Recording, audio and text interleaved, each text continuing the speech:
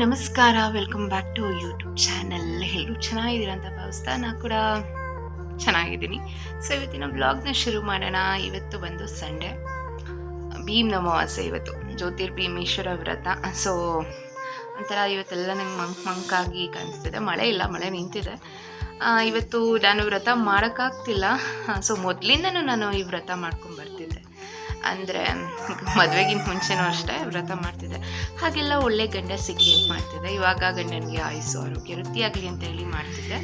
But ಈ ವರ್ಷ ಮಾಡ್ತಿಲ್ಲ, ಬಾಣಂತಿ ಅದೆಲ್ಲ ಮಾಡಬಾರ್ದು ಅಂತ ಹೇಳಿದ್ರು. ಸೊ ಹಾಗಾಗಿ ವ್ರತ ಮಾಡ್ತಿಲ್ಲ. ಜೊತೆಗೆ ಹರ್ಷನೂ ಇಲ್ಲ, ಹರ್ಷ ಬರಲ್ಲ ಅಂತ ಹೇಳಿದ್ರು. ಅಂದರೆ ಸ್ವಲ್ಪ ಕೆಲಸ ಇದೆ, ಬರಲ್ಲ ಅಂತ ಹೇಳಿದ್ರು. ಸೊ ಹೇಗಿದ್ರು ವ್ರತನೂ ಮಾಡ್ತಿಲ್ಲ ಅಲ್ಲ. ಬಟ್ ಆದರೂ ಅಟ್ಲೀಸ್ಟ್ ಅವ್ರು ಬಂದಿದ್ದರೆ ಚೆನ್ನಾಗಿರ್ತಿತ್ತು. ಬಟ್ ಏನೂ ಮಾಡೋಕ್ಕಾಗಲ್ಲ, ಸ್ವಲ್ಪ ಕೆಲಸ ಇದೆ ಅಂತ ಹೇಳಿದ್ರು. ಜೊತೆಗೆ ನಂಗೆ ಸಿಕ್ಕಾಬಟ್ಟೆ ಹಲ್ಲು ನೋವ್ತಿದೆ. ಟಾಲ್ರೇಟೇ ಮಾಡೋಕ್ಕಾಗ್ತಿಲ್ಲ, ಆ ಲೆವೆಲಿಗೆ ಹಲ್ಲು ನೋವು ಆಗ್ತಾಯಿದೆ. ನನ್ನ ಪುಟಾಣಿ ಬೆಳಿಗ್ಗೆ ಎದ್ದು ಜೋರಾಗಿ ಆಟ ಆಡೋದೇ ಕೆಲಸ ಅದಕ್ಕೆ. ಸೊ ಇವತ್ತಿನ ವ್ಲಾಗ್ ಹೇಗೋಗುತ್ತೆ ಅಂತ ಹೇಳಿ ನೋಡೋಣ. ನನಗಂತೂ ಒಂದು ವರ್ಷ ಎಷ್ಟು ಬೇಗ ಆಗೋಗಿದೆ ಅಂತ ಅನ್ನಿಸ್ತಿದೆ. ಸೊ ಹೋದ ಸಲಕ್ಕೂ ಈ ವರ್ಷಕ್ಕೂ ಕಂಪ್ಯಾರಿಸನ್ ಮಾಡೋದಾದರೆ ಈ ಸಲ ನನ್ನ ಮಗ ಇದ್ದಾನೆ. ಸೊ ನನ್ನ ಜೀವನದಲ್ಲಿ ನಡೆದಿರುವಂಥ ತುಂಬ ಒಳ್ಳೆ ಬದಲಾವಣೆ ಅಂತ ಅಂದರೆ ಅದು. ಸೊ ಆ್ಯಂಡ್ ಜೊತೆಗೆ ಹೋದ ಸಲ ನಾನು ಅವಾಗ ತಾನೇ ಯೂಟ್ಯೂಬ್ ಚಾನಲ್ನ ಶುರು ಮಾಡಿದ್ದೆ.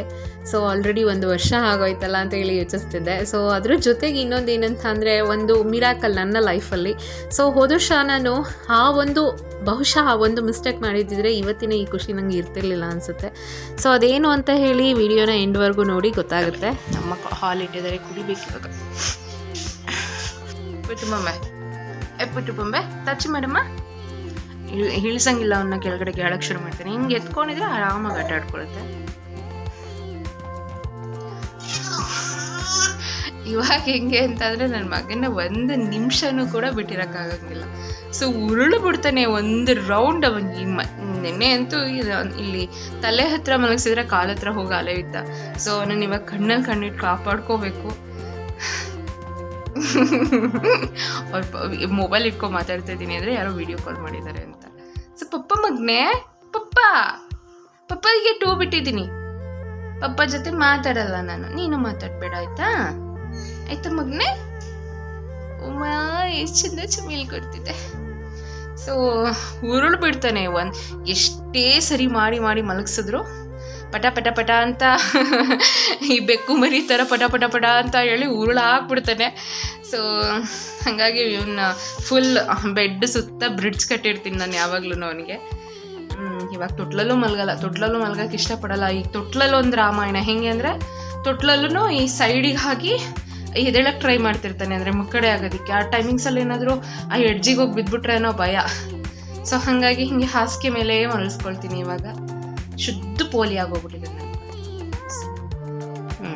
ಹಿಂಗೆ ಉರುಳ್ಕೊಂಡು ಬರೀ ಇದೊಂದು ಹಿಂಗೆ ನನ್ನನ್ನು ನೋಡ್ತಾ ಇರೋದು, ಮಾತಾಡ್ತಿದ್ದಾಳೆ. ಅಮ್ಮ ನೋ, ಅಲ್ಲಿ ನೋಡಲಿ ಡಾಗಿ ಬೊಗ್ಲಿತ್ತದೆ. ತಗೊಂಡೋಗಿ ಡಾಗಿ ಹತ್ರ ಮಲಗಿಸ್ಬಿಟ್ಟು ಬರ್ತೀನಿ. ಏನ ಬೇಕ ಏಟ ಚಿನ್ನ? ಪಪ್ಪ ಹತ್ರ ಅಮ್ಮ ಟೂ ಬಿಟ್ಟಿದೆ. ಅಮ್ಮನೂ ಮಾತಾಡಲ್ಲ, ಪುಟ ನೀನು ಮಾತಾಡಲ್ಲ. Okay, deal? ಡೀಲ್ ಮಾಡು ಮಗ್ನೆ. ಡೀಲ್ ಮಾಡಬೇಕು. ಸುಬ್ಬ ಮನೆಗೆ ಬರಲ್ಲ ಅಂತ ಹೇಳ್ಬಿಟ್ಟು ಯಾರೋ ಒಬ್ರು ಬಂದಿದ್ದಾರೆ. ನಂಗೆ ಕ್ಯಾಮ್ರಾ ಹಿಂಗೆ ಹಿಡಿದ್ರೆ ಅಷ್ಟು ನೀನು ಅದ ಮುಖನೇ ಕಾಣಿಸಲ್ಲ. ಹಿಂಗೆ ಹಿಡಿಬೇಕು. ಯಾಕೆ ಬಂದ್ರಿ? ಬರಲ್ಲ ಅಂತ ಬಂದೆ ಬೇಜಾರು ಮಾಡ್ಕೊತೀವಿ ಅಂತ ಅನ್ನೋ ಓದ್ತಿದ್ದೆಲ್ಲ ರಾತ್ರಿ ಡಾಕ್ಟ್ರು ಎಲ್ಲ ಅಲ್ಲೆಲ್ಲ ಒಂದು 2-3 ಕೇಳಿಸ್ಬಿಡೋಣ. ಅದು ಹಲ್ಲು ಇಲ್ದೇ ಇರೋದೆಲ್ಲ ನೋಡ್ತಿರೋದು, ಅಂದರೆ ಅಲ್ಲಿರೋದೆಲ್ಲ ನೋಡ್ತಿರೋದು, ಅಲ್ಲಿ ಮುಟ್ಟೋಗಿದೆಯಲ್ಲ ಅದು ನೋಡ್ತಾರೆ. ಗ್ಯಾಪ್ ಹಾಕ್ಬೇಕು, ಗ್ಯಾಪ್ ಹಾಕಿ ಬರಲ್ಲ ಅಂತ ಹೇಳಿದ್ರು, ಆದರೂ ಬಂದಿದ್ದಾರೆ. ನೋಡ್ಬೇಕಲ್ಲ.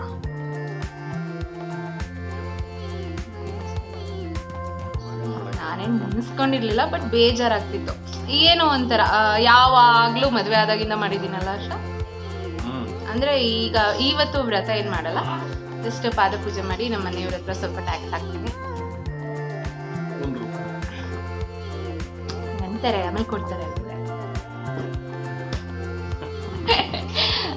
ಸೊ ಬಂದಿದ್ದಾರೆ. ಸಿಕ್ಕಾಪಟ್ಟೆ ಖುಷಿ ಆಯಿತು.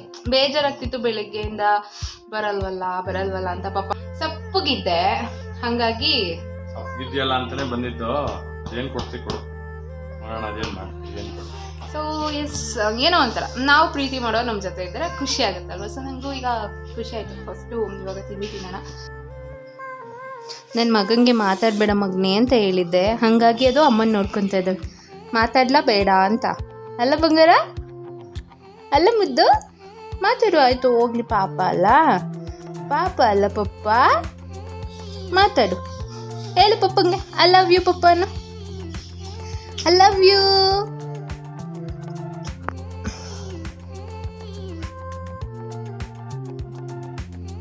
ಮಾತಾಡ್ಸ್ಬಾರ್ದು,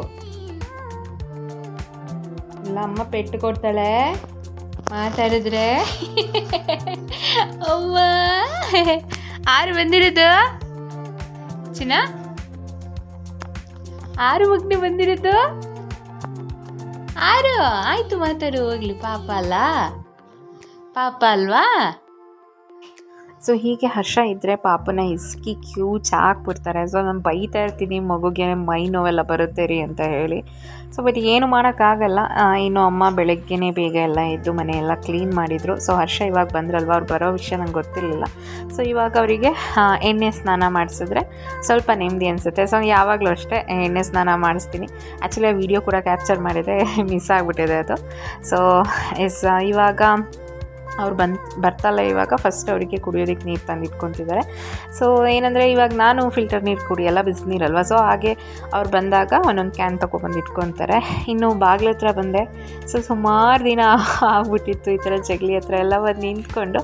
ಸೊ ಈಗಲೂ ಏನು ಹೊರಗಡೆ ಹೋಗಿಲ್ಲ, ಹಾಗೆ ಬಾಗಿಲ ಹತ್ರ ಬಂದು ನಿಂತಿದ್ದೀನಿ.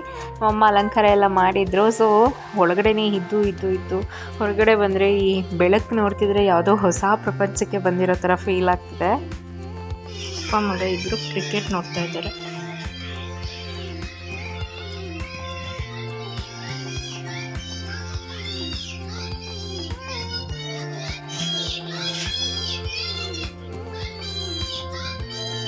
ಫ್ರೆಶ್ ಅಪ್ ಆಗಿದ್ದಾಯ್ತು, ಇವಾಗ ಪೂಜೆ ಮಾಡಬೇಕು.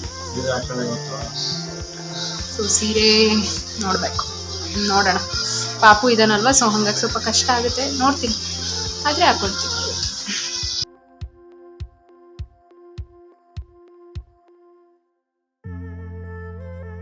ಸಿಂಪಲ್ ಆಗಿ ಸೀರೆ ಹಾಕೊಂಡು ರೆಡಿ ಆದೆ. ಎಸ್, ಇವಾಗ ಪೂಜೆ ಮಾಡಬೇಕು. ಈ ಸರ ಹಾಕೊಳ್ಳೋಣ.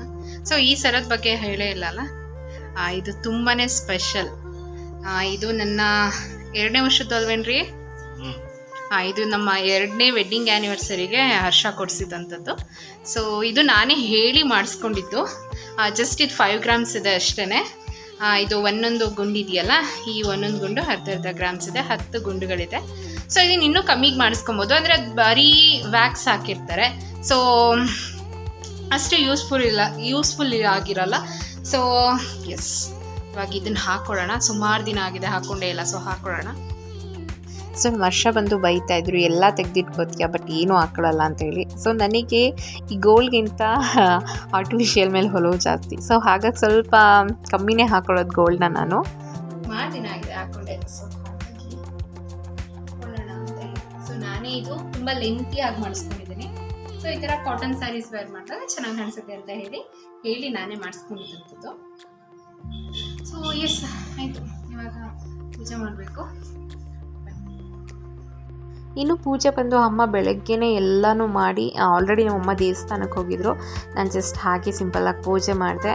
ನಾನು ಏನು ದೇವಸ್ಥಾನಕ್ಕೆ ಹೋಗಂಗಿರಲಿಲ್ಲ ಅಲ್ಲ, ಹಾಗಾಗಿ ಮನೆಯಲ್ಲೆಲ್ಲ ನಿಧಾನವಾಗಿ ಮಾಡ್ಕೊಳ್ಳೋಣ ಅಂತ ಹೇಳಿ ಇವಾಗ ನಿಧಾನವಾಗಿ ಪಾದ ಪೂಜೆಗೆ ರೆಡಿ ಮಾಡ್ಕೊತಾ ಇದ್ದೀನಿ. ಅಷ್ಟರಲ್ಲಿ ನಮ್ಮ ಪುಟಾಣಿ ಎದ್ಬಿಟ್ಟು ಅವರಪ್ಪ ಸಮಾಧಾನ ಮಾಡಿ ಮಲಗಿಸಿದ್ರು. ಸೊ ನಾನು ಒಂದಿಷ್ಟು ಪೂಜೆಗೆಲ್ಲ ರೆಡಿ ಮಾಡ್ಕೊತಾ ಇದ್ದೀನಿ. ಏನಂದರೆ ಇತ್ತೀಚೆಗೆ ನಾನು ಕೆಲಸ ಎಲ್ಲ ಮಾಡಿ ತುಂಬ ದಿನ ಆಯ್ತಲ್ವ, ಆಲ್ಮೋಸ್ಟ್ 1.5 ವರ್ಷನೇ ಆಗೋಯಿತು. ಸೊ ಬಾಡಿ ಒಂಥರ ಸ್ಟ್ರಕ್ ಆದಂಗೆ ಆಗ್ಬಿಟ್ಟಿದೆ. ಬರೀ ಕೆಲಸ ಅಲ್ಲ, ಜಸ್ಟ್ ಪೂಜೆ ಮಾಡೋದಕ್ಕೆಲ್ಲ ರೆಡಿ ಮಾಡ್ಕೊಂಡಿದ್ದಕ್ಕೇ ಸಿಕ್ಕಾಬಟ್ಟೆ ಸುಸ್ತು ಅನಿಸ್ತಿತ್ತು. ಸೊ ಒಂದು ಸಲ ಸ್ಟ್ರಕ್ ಆಗಿಬಿಟ್ರೆ ಕಮ್ಬ್ಯಾಕ್ ಆಗೋದು ತುಂಬಾ ಕಷ್ಟ. ಸೊ ಡೆಫಿನೆಟ್ಲಿ ಕಮ್ಬ್ಯಾಕ್ ಆಗಲೇಬೇಕಲ್ಲ, ಸೊ ಕಮ್ಬ್ಯಾಕ್ ಮಾಡೇ ಮಾಡ್ತೀನಿ. ಆ್ಯಂಡ್ ಇವಾಗ ಒಂದು ಪೂಜೆಗೆಲ್ಲ ರೆಡಿ ಮಾಡಿಕೊಂಡು ಪೂಜೆ ಮಾಡ್ತಾಯಿದ್ದೀನಿ. ಇನ್ನು ಪೂಜೆ ಮಾಡ್ತಾ ನನ್ನಷ್ಟಕ್ಕೆ ನಾನೇ ನನ್ನ ಸುತ್ತ ಏನು ನಡೀತಿದೆ ಅನ್ನೋ ಕೂಡ ಸಣ್ಣ ಗಮನವೂ ಇಲ್ಲದೆ ನನ್ನೊಟ್ಟಿಗೆ ನಾನೇ ಮನಸ್ಸೊಳಗೇ ಕಾನ್ವರ್ಸೇಷನ್ ನಡೆಸ್ಕೊತಾ ಇದ್ದೆ. ಸೊ ನಾನು ಮುಂಚೆಯಿಂದನೂ ಈ ಜ್ಯೋತಿರ್ಗಮೇಶ್ವರ ವ್ರತ ಮಾಡ್ಕೊಂಡ್ಬರ್ತಾಯಿದ್ದೀನಿ, ಮದುವೆಗಿಂತ ಮುಂಚೆಯಿಂದನೂ ಅಷ್ಟೇ. ಸೊ ಮೊದಲೆಲ್ಲ ಏನು ಕೇಳ್ಕೊಳಕ್ಕೆ ಸಾಧ್ಯ ಇಲ್ಲ, ಹೆಣ್ಮಕ್ಳ ಥರ ನಮ್ಗೆ ಒಳ್ಳೆ ಗಂಡ ಸಿಗಬೇಕು, ಒಳ್ಳೆ ಮನೆ ಸೇರಬೇಕು ಅನ್ನೋ ಥರ. ಸೊ ಈ ಜೀವನದಲ್ಲಿ ನನಗೆ ಏನು ಸಿಕ್ಕಿದೆಯೋ ಇಲ್ವೋ ಗೊತ್ತಿಲ್ಲ. ಸೊ ದೇವರಿಗೆ ನಾನು ಥ್ಯಾಂಕ್ಸ್ ಹೇಳ್ತಿದ್ದೆ. ಬಿಕಾಸ್ ನನ್ನ ಕೋರಿಕೆ ಏನಿತ್ತು ಅದರ 10 ಪಟ್ಟಷ್ಟು ನನಗೆ ನನ್ನ ಗಂಡನ ಮೂಲಕ ಎಲ್ಲವನ್ನ ಕೊಟ್ಟಿದ್ಯಾ. ಸೊ ನಿನಗೆ ನಾನು ಏನು ಹೇಳಿದ್ರು ಅದು ಕಮ್ಮಿನೇ ಅಂತ ಹೇಳಿ ಏನೋ ಮನಸ್ಸು ತುಂಬಿ ನಾನು ಆ ಪೂಜೆನ ಮಾಡ್ತಾ ಇದ್ದೆ. ಸೊ ತುಂಬಾ ತೃಪ್ತಿ ಇತ್ತು. ಏನಾದರೂ ಈ ಪ್ರಪಂಚದಲ್ಲಿ ನನಗೆ ಅಂತ ಯಾವುದಾದ್ರೂ ಒಂದು ಪುಣ್ಯದ ಫಲ ಅಂತ ದೊರಕಿದ್ರೆ, ಅಥವಾ ಈ ಪ್ರಪಂಚದಲ್ಲಿರುವಂಥ ತುಂಬ ಅತ್ಯಮೂಲ್ಯ ವಸ್ತು ನನ್ನ ಕೈ ಸೇರಿದೆ ಅಂದರೆ ಅದು ನನ್ನ ಹರ್ಷ ಅಂತ ಹೇಳೋದಕ್ಕೆ ನಾನು ಸಿಕ್ಕಾಬಟ್ಟೆ ಹೆಮ್ಮೆ ಆಗುತ್ತೆ. ಅವ್ರ ಬಗ್ಗೆ ಕೆಲವೊಂದು ವರ್ಡ್ಸಲ್ಲಿ, ಕೆಲವೊಂದು ಸೆಂಟೆನ್ಸ್ನಲ್ಲಿ ಹೇಳಿದ್ರೆ ಬಹುಶಃ ಅದು ಕಮ್ಮಿ ಆಗ್ಬೋದು, ಅಥವಾ ಅದು ಅವರಿಗೆ ಒಂದು ಸ್ವಲ್ಪ ಅವಮಾನ ಮಾಡ್ದಂಗೆ ಆಗ್ಬೋದು. ಬಿಕಾಸ್ ಅವರ ವ್ಯಕ್ತಿತ್ವಕ್ಕೆ, ಅವರ ಪ್ರೀತಿಗೆ ನಾನು 1-2 ವರ್ಡ್ಸಲ್ಲಿ, ಒಂದೆರಡು ಸೆಂಟೆನ್ಸ್ನಲ್ಲಿ ಏನು ಹೇಳಿದ್ರು ಅದು ಕಮ್ಮಿನೇ. So I am very much lucky. So ಆ ದೇವ್ರಿಗೆ ನಾನು ಥ್ಯಾಂಕ್ಸ್ ಬಿಟ್ಟು ಇನ್ನೇನು ಹೇಳೋದಕ್ಕೆ ಸಾಧ್ಯ. ಸೊ ಇವಾಗ ಒಬ್ಬ ಹೆಂಡತಿಯಾಗಿ ನನ್ನ ಗಂಡನಿಗೆ ಆಯಸ್ಸು, ಆರೋಗ್ಯ, ಸುಖ, ಶಾಂತಿ, ನೆಮ್ಮದಿ, ಮುಖ್ಯವಾಗಿ ನೆಮ್ಮದಿ ಬೇಕು ನಮಗೆ. ಸೊ ನಮ್ಮ ನೆಮ್ಮದಿ ಕಿತ್ಕೊಳ್ಳೋದಕ್ಕೆ ಅಂತಲೇ ತುಂಬ ಜನ ಇದ್ದಾರೆ ಈ ಪ್ರಪಂಚದಲ್ಲಿ. ಸೊ ಮುಖ್ಯವಾಗಿ ನೆಮ್ಮದಿ ಬೇಕು. ಇಲ್ಲಿ ಭಗವಂತನ ಹತ್ರ ಕೇಳ್ಕೊತಾ ಇವಾಗ ನಮ್ಮ ಫ್ಯಾಮಿಲಿ ಇನ್ಕ್ರೀಸ್ ಆಗಿದೆ, ನಮ್ಮ ಮಗ ಇದ್ದಾನೆ. ಸೊ ನಮ್ಮ ಭವಿಷ್ಯ ಚೆನ್ನಾಗಿರಬೇಕು ಅಂತ ಹೇಳಿ ಇವತ್ತಿನ ದಿನ ದೇವ್ರ ಹತ್ರ ಬೇಡ್ಕೊಳ್ತಾ ಇದ್ದೆ. ಬಹುಶಃ ನನ್ನ ಈ ಜೀವನದಲ್ಲಿ ಹರ್ಷ ಬಿಟ್ಟು ಇನ್ಯಾರೇ ಇದ್ದಿದ್ರು ನಾನು ಇಷ್ಟೊಂದು ಖುಷಿಯಾಗಿರ್ತಿದ್ನೋ ಇಲ್ವೋ ಗೊತ್ತಿಲ್ಲ, ಅಥವಾ ನನಗೆ ಇಷ್ಟು ಚೆನ್ನಾಗಿ ನೋಡ್ಕೋತಿದ್ರೋ ಇಲ್ವೋ ನನಗೆ ಗೊತ್ತಿಲ್ಲ. ಸೊ ನನಗೆ ದೇವರ ವರ. ಸೊ ನನ್ನ ಪಾಲಿಗೆ ದೊರಕಿರೋಂಥ ಪುಣ್ಯದ ಫಲ ಅಂದರೆ ಅದು ನನ್ನ ಗಂಡ. ತುಂಬ ಹೆಮ್ಮೆಯಿಂದ ಹೇಳ್ಕೊತೀನಿ. ಸೊ 1000 ಸಲ ಹೇಳ್ತೀನಿ I am very much lucky ಅಂತ ಹೇಳಿ. ಸೊ ಇಷ್ಟೊಂದೆಲ್ಲ ಹೇಳ್ತಾ ಇದ್ದೀನಲ್ವ, ಕೆಲವ್ರು ಅನ್ಕೋಬೋದು ಆಗಿದ್ರೆ ಏನು ಇವರಿಬ್ಬರ ನಡುವೆ ಜಗಳನೇ ಇರಲ್ವಾ, ಕೋಪ ಇರಲ್ವಾ ಅಂತ ಆದರ್ಶ ದಂಪತಿಗಳ ಅಂತ ಹೇಳಿ. ಸೊ ಖಂಡಿತ ಇಲ್ಲ. ಸೊ ಗಂಡ ಹೆಂಡತಿ ಅಂದಮೇಲೆ ಎಲ್ಲ ರೀತಿಯಾದಂಥ ಮ್ಯೂಚುವಲ್ ಫೀಲಿಂಗ್ಸ್ ಇರುತ್ತೆ. ಸೊ ನಮ್ಮ ನಡುವೆನೂ ಎಲ್ಲ ರೀತಿಯಾದಂಥ ಫೀಲಿಂಗ್ಸ್ ಇದೆ. ನಮಗೂ ಕೋಪ ಇದೆ, ಬೇಜಾರಿದೆ, ಜಗಳ ಇದೆ. ನಾವು ಸಿಕ್ಕಾಬಟ್ಟೆ ಜಗಳ ಮಾಡ್ತೀವಿ ಅಂದರೆ ತಪ್ಪಾಗುತ್ತೆ. ನಾನು ಸಿಕ್ಕಾಪಟ್ಟೆ ಜಗಳ ಮಾಡ್ತೀನಿ. ಏನಂದರೆ ನಾನು ಅದನ್ನು ಶುರು ಮಾಡ್ತೀನಿ, ಅವರು ಅದನ್ನು ತಾಳ್ಮೆಯಿಂದ ಅಂತ್ಯ ಮಾಡ್ತಾರೆ. ಸೊ ಗಂಡ ಹೆಂಡತಿ ಅಂದಾಗ ಇಬ್ಬರಲ್ಲಿ ಒಬ್ಬರಿಗೆ ತಾಳ್ಮೆ ಮತ್ತು ಸೋಲೋ ಅಂತ ಗುಣ ಇರಬೇಕು. ಅದು ಒಂದು ಹರ್ಷಂಗೆ ವಿಪರೀತನೇ ಜಾಸ್ತಿ ಇದೆ. ಈ ಒಳ್ಳೆತನದ ಕಟ್ಟಕಡೆಯ ಕೆಟ್ಟ ಪರಮಾವಧಿ ಅಂದರೆ ಅದು ನಮ್ಮ ಹರ್ಷನೇ. ಸೊ ಗೊತ್ತಿದೆ ಈ ಪ್ರಪಂಚ ಹೇಗೆ ಅಂತ ಹೇಳಿಬಿಟ್ಟು, ತುಂಬ ಸ್ವಾರ್ಥ ಪ್ರಪಂಚ. ಸೊ ಇಲ್ಲಿ ನಮ್ಮನ್ನು ಉಪಯೋಗಿಸ್ಕೊಳ್ಳೋದಕ್ಕಿಂತ ಅವರ ಅವಶ್ಯಕತೆಗೆ ಅನುಗುಣವಾಗಿ ಬಳಸಿ ಬಿಸಾಕೋದೇ ಜಾಸ್ತಿ. ಅಂತ ಈ ಪ್ರಪಂಚದಲ್ಲಿ ಇಷ್ಟು ಒಳ್ಳೆತನ ಎಷ್ಟರ ಮಟ್ಟಿಗೆ ಸರಿ, ಈ ರೀತಿಲೇ ನಮ್ಮ ನಡುವೆ ಜಾಸ್ತಿ ಆರ್ಗ್ಯೂ ನಡೆಯೋದು, ಜಗಳ ಶುರುವಾಗೋದು. ಸೊ ನಾನು ಆಗಲೇ ಹೇಳಿದಾಗೆ ಅದನ್ನು ತುಂಬ ನೀಟಾಗಿ ಬ್ಯಾಲೆನ್ಸ್ ಮಾಡ್ತಾ ಸಾಲ್ವ್ ಮಾಡಿಬಿಡ್ತಾರೆ.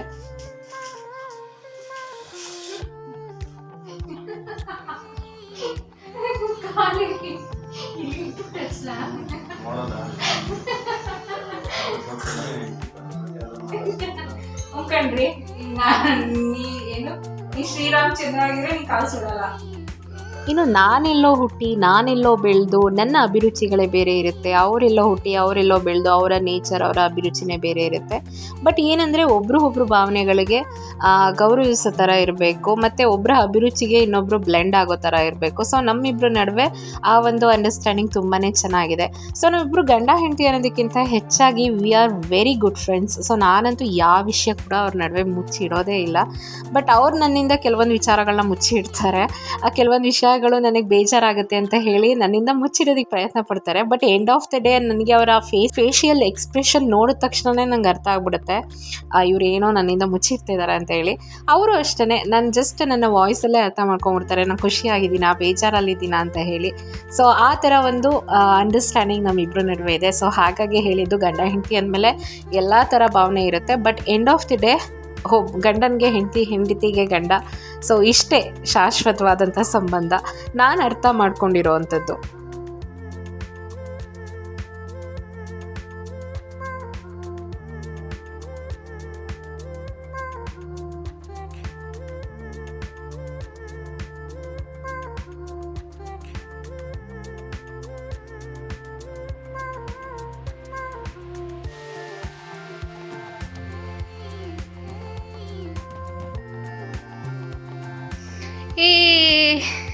ಮರಿಗೌಡ್ರು ಬಂದಿದ್ದಾರೆ ಇವತ್ತು. ಮರಿಗೌಡ್ರು ಪಂಚೆ ಉಟ್ಕೊಂಡಿದ್ದಾರೆ. ಮರಿಗೌಡ್ರು ಯಾರಿದು?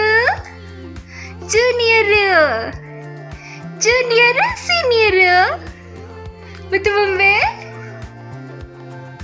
ಸೂಪರ್ ಮಗ್ನಿ ನಿನ್ನ.